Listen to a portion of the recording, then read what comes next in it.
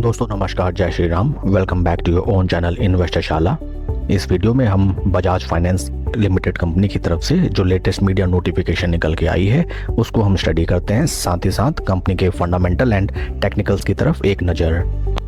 This is the website of company अपने क्षेत्र की one of the most premium and सबसे दिग्गज in the sector of NBFC and finance. Company provide करती है various credit facilities to buy consumer durable goods.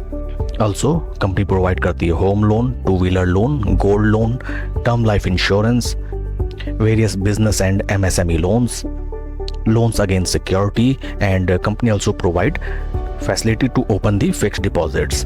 काफ़ी detailed company की website, and शायद ही कोई ऐसा आउटलेट हो या कोई ऐसा प्लेटफॉर्म हो जहां पे आपने बजाज फाइनेंस या उससे लिस्टेड कोई ऑफर्स या फिर कोई क्रेडिट फैसिलिटी ना देखी हो।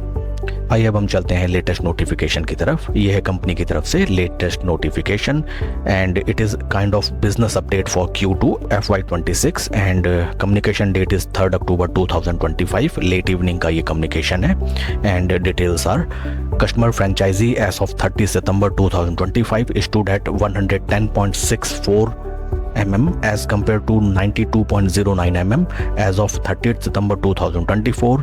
In Q2 FY26, the customer franchise increased by 4.13 mm. Friends, customer outreach से ही मालूम चलता है कि कंपनी की कितनी गहरी पैठ है in our economy. That total number of customers company ने जो कैटर किए हैं वो बढ़ के हो चुके हैं 11.064 crore. Second business update is new loans booked grew by 26% to 12.17 millions in Q2 FY26 as compared to 9.69 mm in Q2 FY25। तो फ्रेंड्स देखिए, न्यू लोन बुक कंपनी की कितनी बेतहाशा बढ़ रही है। 26% Y-on-Y का इंक्रीमेंट हमें नजर आता है। Spectacular performance by the company, I must say. Next update is asset under management AU grew by 24% to approximately to 4,62,250 crores as of 30 September 2025 as compared to 3,73,924 crores as of 30 September 2024. In Q2 FY26, AUM grew by approximately 20,800 crores. Deposit book stood at approximately 69,750 crores as of 30 September 25 as compared to 66,131 crores as of 30 September 2024। Friends देखिए, ये सभी जितने भी business updates हैं ये reflect करते हैं कि कंपनी क्यों अपने सेक्टर की मोनोपोली है, क्यों अपने सेक्टर की एक अनडिस्प्यूटेड चैंपियन है। Wonderful results. आइए अब हम चलते हैं कंपनी के कुछ fundamentals and technical chart pattern की तरफ।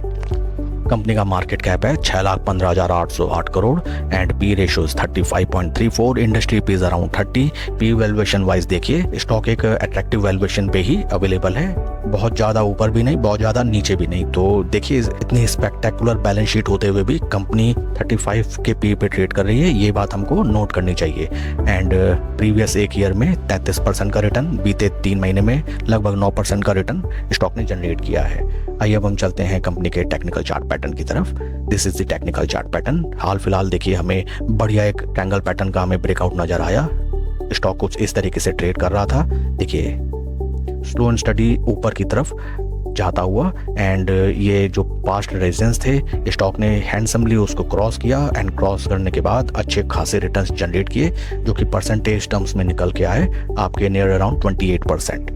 निफ्टी 50 से अगर हम इस स्टॉक का कंपैरिजन करें, देखिए स्टॉक जीरो लेवल के ऊपर ट्रेड करने लगा है। एंड स्लो एंड स्टडी देखिए, स्टॉक यहाँ पे कंसोलिडेशन में था। एंटायर जो ये टाइम ड्यूरेशन था लगभग अक्टूबर 2021 से एंड जनवरी 2025, स्टॉक ने वहाँ एक टाइम कंसोलिडेशन लिया, एंड वहाँ से बढ़िया ब्रेकआउट हमें हाल फिलहाल नजर आया है। डेली कैंडलस्टिक्स में अगर हम देखें, स्टॉक अपने 20 डे मूविंग एवरेज पे राइट नाउ ट्रेड कर रहा है। 50 एंड 200 डे मूविंग एवरेज काफ़ी नीचे। स्टॉक के अगर हम पास्ट में देखें, स्टॉक ने कई बार एक्यूमुलेशन का हमें मौका दिया, that is near around 200 day moving average. देखिए 200 डे मूविंग एवरेज के यहाँ पे आके स्टॉक ने थोड़ा सा टाइम स्पेंड किया, माल भरने वालों ने भेजा, एंड पैनिक करने वाले स्टॉक को बेच के निकले, एंड जैसे ही डिमांड एंड सप्लाई का खेल शुरू हुआ, stock 28% up. Q2 update company की शानदार निकल के आई हैं, बट फ्रेंड्स आपको फोमो में स्टॉक बाय नहीं करना चाहिए। हाल फिलहाल हम देखें स्टॉक ने अच्छी खासी रैली ऑलरेडी दे दी है। देयर माइट बी पॉसिबल कि यहाँ से स्टॉक थोड़ा सा और ऊपर चले, बट आपको फोमो में कभी भी कोई स्टॉक बाय नहीं करना चाहिए। किसी भी मार्केट डिक्लाइन में या स्लो एंड ग्रेजुअल अगर स्टॉक कभी आपको 20 या 50 डे मूविंग एवरेज के क्लोज कंसोलिडेशन पे मिलता है, या फिर कभी 200 डे पे अगर ये स्टॉक मिल जाता है, तो वहाँ पे आप इसको लॉन्ग टर्म इन्वेस्टिंग के लिए थाम के रखें। It is one of the premium company listed in our stock market and company के Q2 business updates are excellent. That's all for the video friends. Please like and subscribe my channel. कोई भी investment decision लेने से पहले अपने financial adviser से सलाह आप जरूर लें। Thank you.